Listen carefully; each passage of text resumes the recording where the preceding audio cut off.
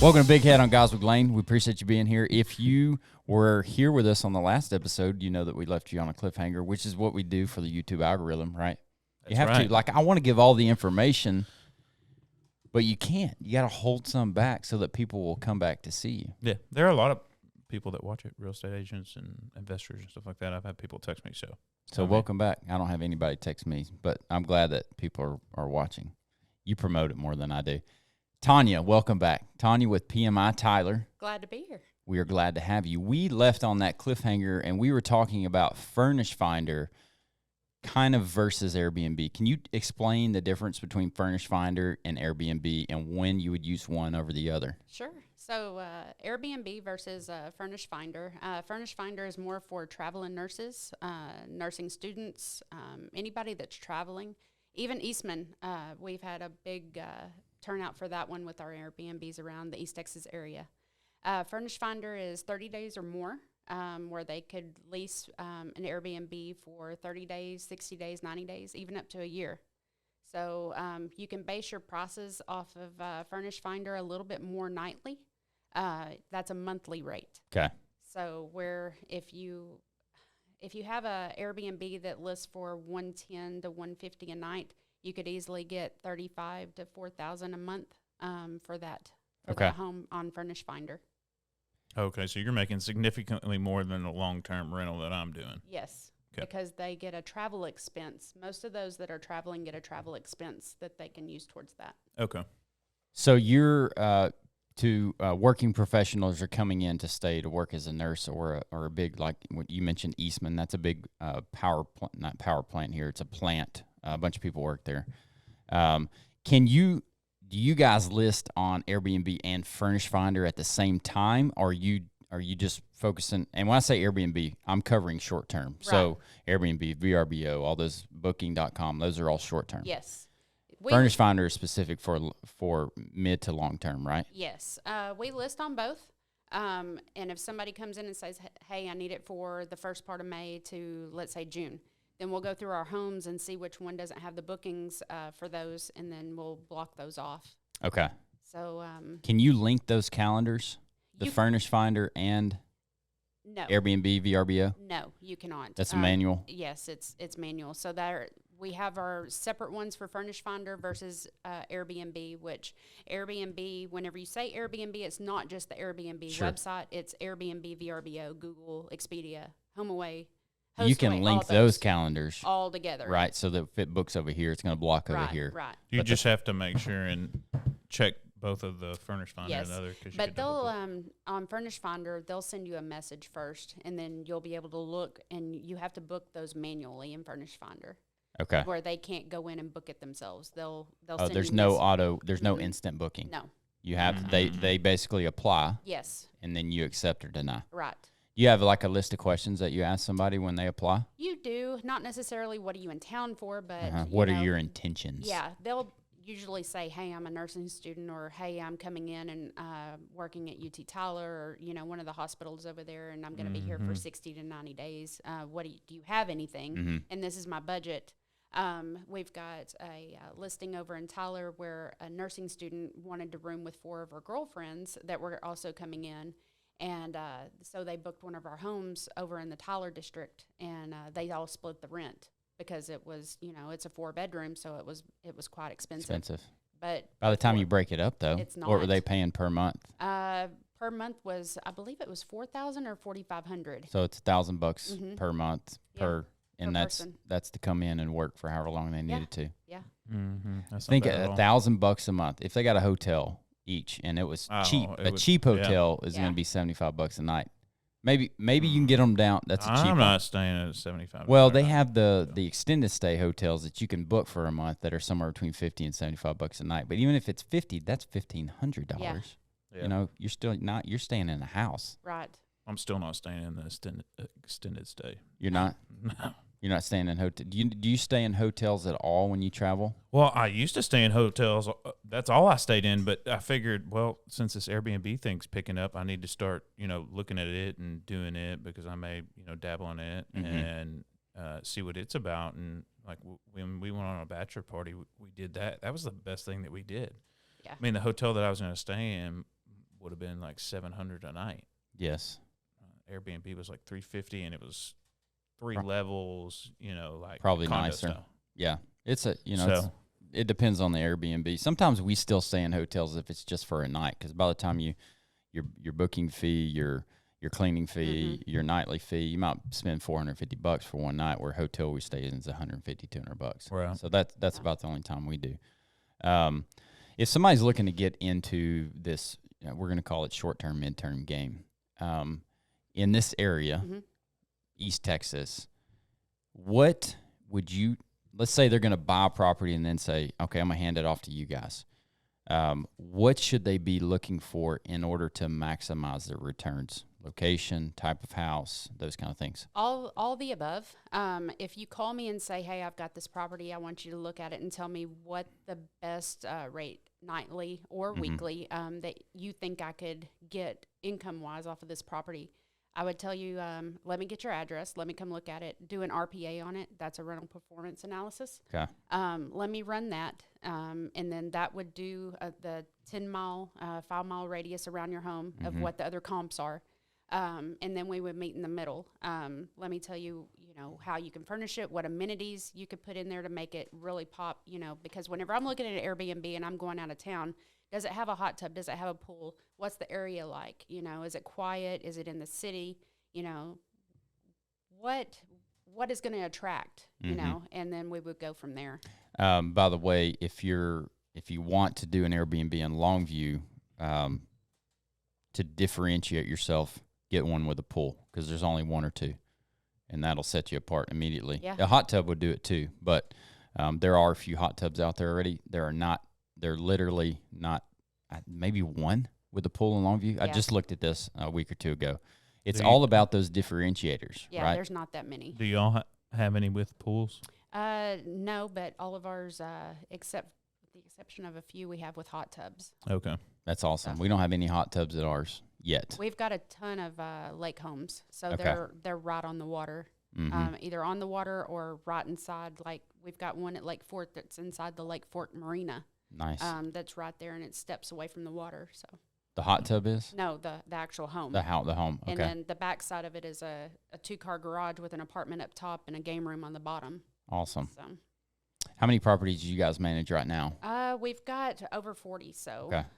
we've got quite a few, and we're still onboarding. What's the biggest lesson that you guys have learned turning a negative into a positive? Like maybe you messed something up, or what I'm getting at is typically we learn the most through our mistakes, and our big mistakes are the biggest lessons that we have an opportunity to do something great. What's the biggest mistake you guys have made as a company, and the biggest lesson that you've learned from that? Honestly, I think whenever you run an RPA and it comes back low, learning, the area instead of just jumping on it and doing it the lowest price possible, not going in and upping, because my main thing is whenever I onboard a property, I collect, like if it's Tyler or Longview or wherever, getting the events that are in the area, because those can bring in the most money. You up those, you up the holidays. Just making sure that you're price pointing it correctly. You're taking your time and you're going through the dates and you're getting the most for the owners, because I'm not all about, what is PMI going to make. I'm more about what is our homeowner going to make, because at the end of the day, that's their money. That's their investment. And making sure that they come out on top, and they're going to be happy with PMI, because at the end of the day, it's not whenever somebody walks into the home, it's not the cleaners, that are going to get the bashing for how the home looks. Yeah. It's PMI, because right. we're the ones that are That's right. behind it. We're the ones that are backing this home. And then the owners are going to look at the reviews and be like, why did we just get a 1-star for that whenever y'all are the ones managing it? So, I mean, at the end of the day, you have to look at the whole picture. That's good. I really appreciate your viewpoint there, making sure, because, as an investor, if somebody from California buys a house in Tyler and says, I need a return on this. Right. We've run the numbers, you ran your analysis, and everything looks good, where maybe we can cash flow $500 to $1,000 a month. What's very important that property cash flows, and there's a lot of things you can do. And if you well, I want to go back to like 2019, 2020. Airbnb was just on fire. Yes. You could jump in with almost any property and make a pretty good chunk of money. Mm-hmm. It's not the case anymore. You cannot, there's a lot of people I think that are going to bail this year. And I think it's because if you don't have market share, you're not going to make a profit. And if you don't make a profit, people are going to bail and say, I'm just going to turn this thing back into a long-term rental, Right. which is fine, which is actually good for us because now our properties are going to be elevated even more. But if you're looking to get into this market, it's harder than it's been. Hire an expert. That's what I'm getting at. Hire an expert to do it for you. So plan your numbers. Let Tanya run your analysis so that you know if you can make money or not, like before you purchase the property. Right. Yeah, because you need to make sure it's profitable. Yeah. Well, at the end of the day, it's not just you call me and you want me to run your RPA for you, and then you're asking me all the questions, you know, all the things of how can my property be successful. We don't stop there. You know, you're getting my personal cell phone number. Mm-hmm. Every owner has my personal cell phone number. I've answered questions 2 or 3 o'clock in the morning because an owner woke up and was like, why haven't I got any bookings for this week? Mm-hmm. Or, you know, what can I do? And, you know, we're both awake together answering questions via text message. And, you know, we just onboarded a property at Lake Burleson, and it's a cabin on the lake, like 2 steps down, and there's the water. And he's in Dallas, and I'm in Longview, but I'm still managing this property that is 3 hours away from here. Mm-hmm. And he was like, well, what am I going to do? Because I need stuff to furnish the home with. And I was like, here's the list from Amazon. It's a store that I've built out, you know, everything from kitchen, bedroom, dining room, everything. Yeah. Have it sent to my house. Once it gets here, everything is inside my living room. I'm going to unbox it. I'm going to get it all together, and then I'm going to go to Lake Burleson. I'm going to set it up for you. And he's like, well, what does that cost? I'm like, nothing. This is my service to you. This isn't a job to me. It's a passion because I've been in property management for so long. This is all I know. Yeah. If you put another job in front of me, I don't know it. You know, that's okay. I have love two questions for you. 2 questions. The first one away. being, how many properties do you and your company? What's your goal to get to manage? Right now, it's a 2-man show, and without hiring somebody else, I could probably take on 10 more without hiring somebody else. Right. But in all reality, I want to say 150 to 200. So y'all want? You'd have to hire 2 more people to do that? Maybe no, 3? Just 10 more properties before we hire somebody else, probably. Okay. Now I'd have to talk to Craig and make sure that the numbers support that. That's okay. But Yes. At the end of the day, I've always had that mentality, even sitting in an office with long term. If you want something done right, you have to do it yourself. You know, so every property, after every cleaning, you know, we're looking at the properties. We're making sure that the PMI brand is what is. You have to popping. protect that. Yeah. Correct. You have to protect that if you're going to create. You guys have a name. Yeah. And you got to get more customers. Right. And if it's less than a 5-star, Tanya's not happy. You know, and a 4-star is a 0. That is. In and people this don't game. understand that because off subject here, but any Airbnb owner, you need to know, we had a 5-star rating on one of our properties, and this lady stayed there, and her son was here for doing physical therapy, and she answered all the question 5-star until the very end, and she hit the 3 button by accident. Mm-hmm. Well, we didn't know it was by accident, and our score went from a 5 to a 3.8 on this property. Yep. So the owner calls, and she's like, what do we do? What's going on? Do we need to take the property down, relist it? How can you fix this? So I got in contact with Airbnb, and I was like, look, she said all the good things, all the right things. This property was amazing. She couldn't have asked for any better for her son. But we got literally a 3-star out of this. And they was like, well, we can't do anything. You can reach out to the homeowner and see, or the guest and see if they can change it. So I'd sent the guest a message, and it was 3 times before she actually answered me. I was like, look, nobody's in trouble here. I said, I just need to talk to you. And so she calls me, and I said, look, if there was something that we could have did better, you know, more hospitality, you know, what did we do wrong? She goes, absolutely nothing. She goes, darling, what are you talking about? Yeah. And I was like, you gave us a 3. And she goes, no, I didn't. And I said, if it was by accident, I said, that might have been the case. She goes, it had to have been because y'all were the best. And, you know, it made me feel good. It does. It does feel good when you get But counter reward. Airbnb said that she could easily go in and change it, but in all reality, she had to delete her whole review. You cannot go in after and change it. This is a problem. We lost it. Her taking that down brought us back up 4 points to a 4.8. Okay. So we had to get 6 more 5 stars to make it a 5 again. It's crazy. People it's don't crazy. understand that. You have to watch what you're doing on reviews. Yeah. We had one the other day that was actually a 4-star. It's not 4 stars, not going to kill you, but it's not great. They 5. All of them were 5s, and the overall was a 4. Yeah. I'm like, come on, man. Yeah. Like what? Yeah, People everything is don't great. understand that is, No. at the end of the day. Give me 4s on the little ones and then a 5 on the overall. Right. Yeah. Have you had any luck getting any? There's Airbnb has a new policy where you can get basically retaliatory reviews taken down.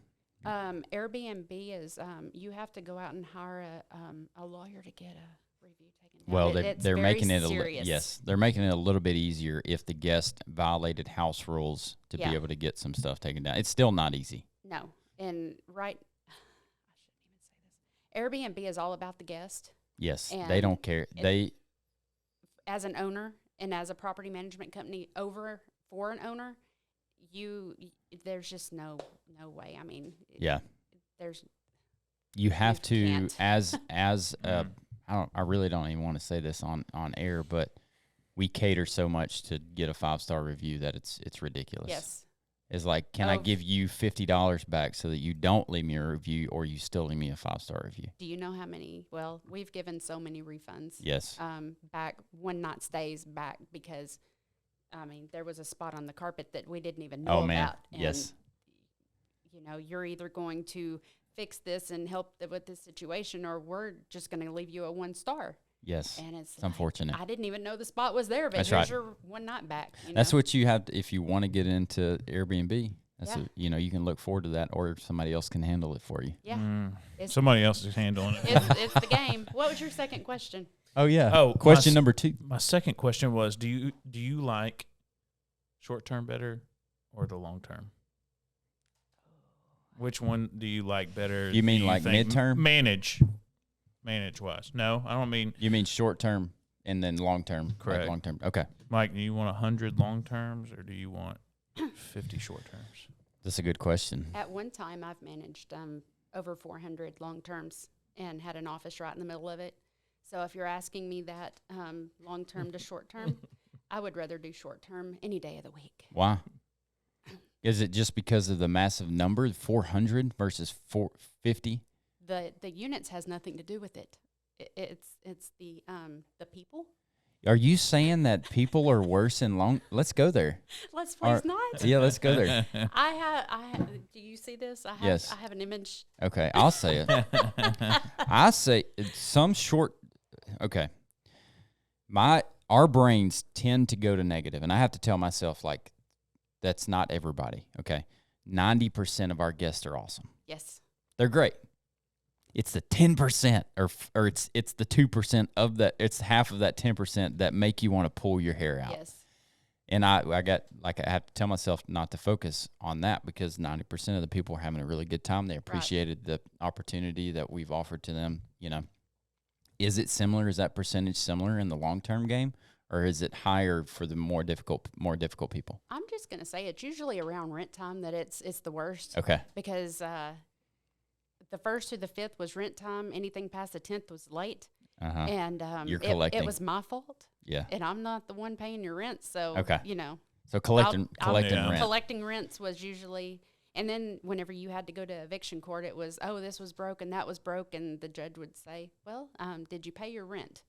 And at the end of the day, it was always, well, rent comes first. Did you make the maintenance request in the office? Yes. So Okay. That's good stuff. It was usually that one bad apple that, made you think that all of it was bad, but at the end of the day, it really wasn't. You know, it was the whole outlook of. Okay. Bad people and everything. Yeah. All right. That was a good question. Thank you for coming today. I really Exciting. appreciate it. Yeah, it was good. I always love talking about short terms. That's good. Airbnbs is what excites me. It's not a job. It's a passion. I was listening to a podcast today that says, like, if you don't, you can get in a game to make a bunch of money or whatever, but, like, until it's your passion, Yeah. You're never going to be devoted enough No. to make a difference, like No. to really make a difference No. financially or emotionally or mentally, whatever. I love Right. it. And I don't know if it's so much loving the short term. It's the seeing everybody's Airbnbs and their styles. Mm-hmm. You know, walking in and knowing what they have inside and the uniqueness Yes. of everything. Right. All right. Well, thanks so much for being here. We really appreciate you. Yes. We don't have a cliffhanger for the next one. Our next episode's going to be awesome. Don't miss it. Do you know what it's going to be? I don't know. Week to week. I think I texted her like yesterday. We're going to have something awesome. So if you're enjoying this content, if we're providing value to you, hit that subscribe button. You know that only 10% of people that watch YouTube videos actually subscribe to the channels that they want. Be different. Be different. Subscribe. We would appreciate it. We're begging for subscriptions here. panning. Give me $1. All right. Remember, love God, love others, and let your work reflect that. We'll catch you on the next one.